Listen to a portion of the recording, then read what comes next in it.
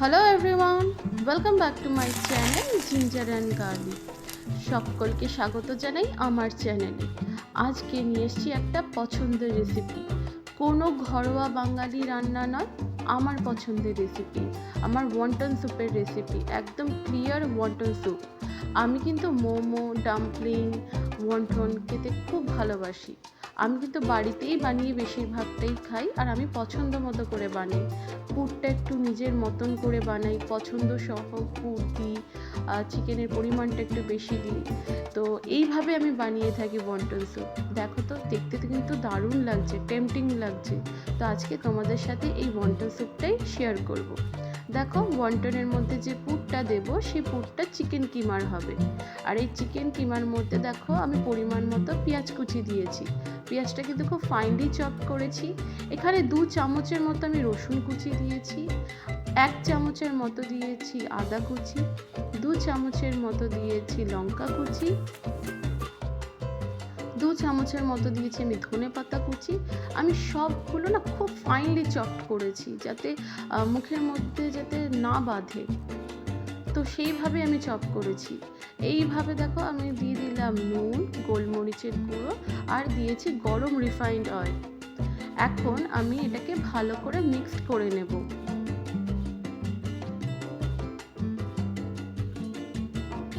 দেখো আমার কিন্তু মিক্সড হয়ে গেছে। এখন আমি কিছুক্ষণ রেস্টের জন্য রেখে দেব, প্রায় আধা ঘন্টার মতো রেখে দেব। এখন আমি ওয়ান্টন শিটটা বানাবো। আমি বাইরের থেকে কিন্তু ওয়ান্টন শিট কিনে আনিনি, আমি ভাবলাম নিজেই বাড়িতে বানাই আর তোমাদের সাথে শেয়ার করি।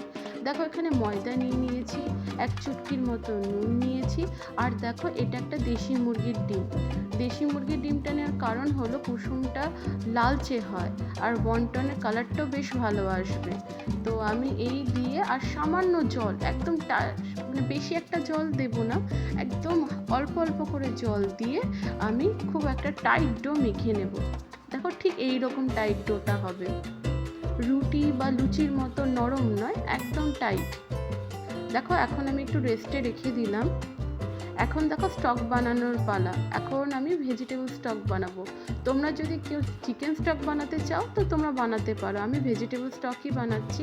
দেখো এখানে দিয়ে দিয়েছি ধনে পাতার ডাঁটিগুলো, দিয়েছি রসুন, আদা, দিয়েছি গাজর, আর দেখো বাঁধাকপি। এগুলো কিন্তু খুব একটা বড় বড় সাইজেরই কেটেছি, কুচি কুচি করে কাটিনি, কারণ এটা স্টক যেহেতু বানাবো। আর এর মধ্যে দেখো পেঁয়াজও দিয়েছি আর সামান্য নুন দিয়েছি, দিয়ে আমি ফুটতে বসিয়ে দিয়েছি। আমি কিন্তু বড় বড় করে কেটেছি এই কারণে যাতে আমার ছাকতে সুবিধা হয়, আর যদি কুচি কুচি করে কেটে দিই তাহলে আমার কিন্তু ছাকতে একটু প্রবলেম হবে, যেহেতু আমার কাছে কিন্তু স্ট্রেনার নেই। দেখো আমি সবগুলো এখন আস্তে আস্তে তুলে নিয়েছি। সবজিটা ভালো করে সেদ্ধ হয়ে গেলেই তুলে নেবে। আমি তুলে নিয়েছি, আর দেখো যে স্টকটা রয়েছে সেই স্টকটা কিন্তু আমি বসিয়ে দিয়েছি।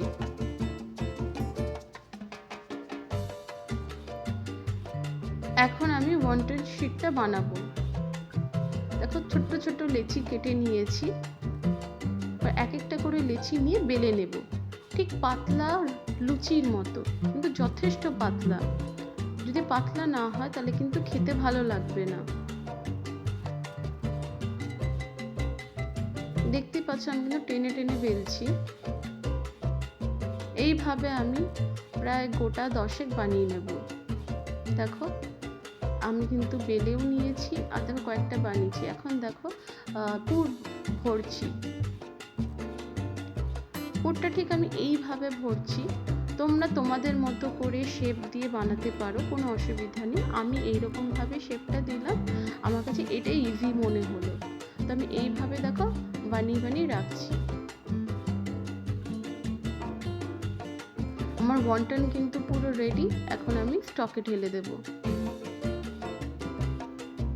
এই ভেজিটেবল স্টকের মধ্যে আমি সমস্ত ওয়ান্টনগুলো দিয়ে দিলাম। ওয়ান্টন কুক হয়েছে বোঝা যাবে তখনই যখন স্যুপের ওপর পুরো ভেসে উঠবে, আর এটা হতে প্রায় 5 মিনিট লাগবে।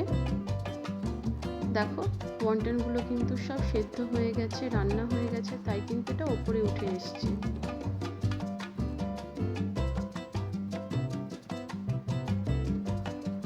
এখন সামান্য একটু নুন দিচ্ছি,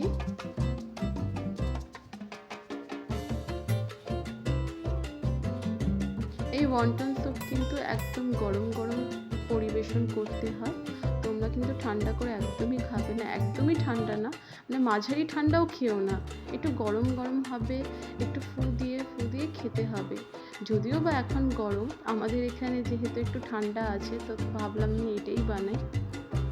এখন দেখো ওয়ান্টনের সাথে যে ডিপিং সসটা সেটা আমি বানিয়ে নিচ্ছি। দেখো একটা বাটির মধ্যে আমি রসুন কুচি দিলাম, দিয়ে দিলাম কাঁচা লঙ্কা কুচি, দিয়ে দিলাম সয়া সস, আর দিয়ে দিচ্ছি দেখো ভিনিগার, দিয়ে দিলাম গোলমরিচের গুঁড়ো,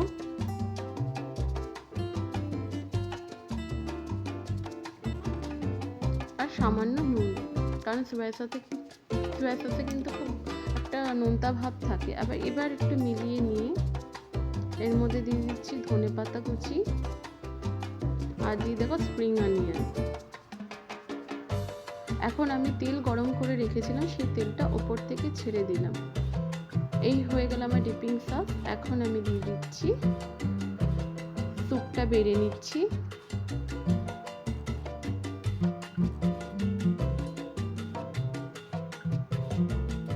ডিপিং সসও রেডি, আর দেখো স্যুপটা বেড়েও নিয়েছি।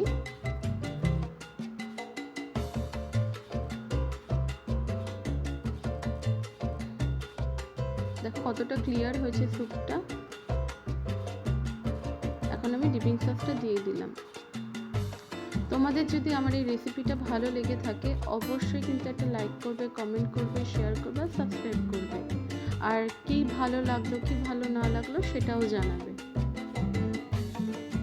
দেখো এর মধ্যে এখন আমি কয়েকটা স্প্রিং অনিয়ন আর ধনেপাতা দিয়ে সাজিয়ে নিচ্ছি।